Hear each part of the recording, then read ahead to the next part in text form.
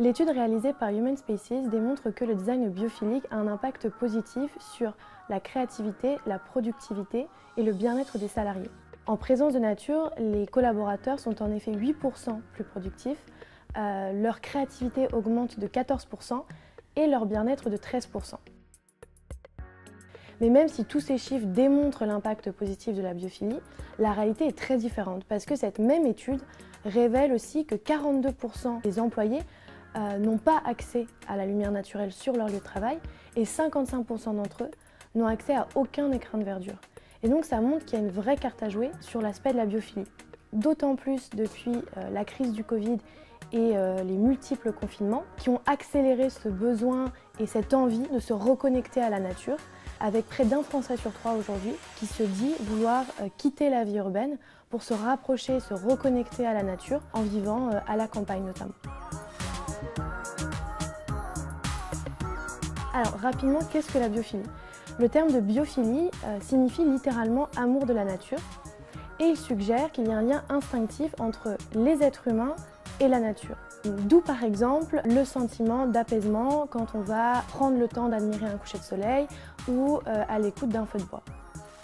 Et justement, le design biophilique dans les lieux de vie est une réponse pour renforcer ce lien et connecter, voire même reconnecter les humains à la nature.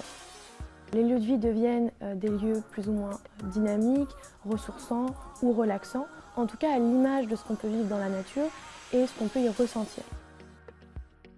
Donc vous l'aurez compris, c'est pas en mettant une plante sur son bureau qu'on deviendra comme par magie plus productif ou plus créatif. La biophilie suggère qu'on fasse vivre aux collaborateurs une véritable expérience. Et ça passe par la présence de plus de lumière naturelle sur le lieu de travail, par l'utilisation de matériaux plus naturels, comme le bois par exemple, ou la possibilité d'interagir avec la nature, avec par exemple des potagers.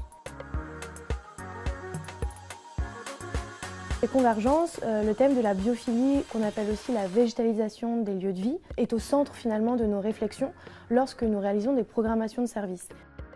Ça s'intègre dans la réflexion plus générale autour de la qualité de vie au travail et comment on va pouvoir y contribuer. Donc typiquement dans nos programmations de services, on y retrouve des potagers en intérieur ou en extérieur, des ruches ou même des murs végétaux, pareil en extérieur ou en intérieur, qui contribuent notamment grâce à la mousse à dépolluer l'air.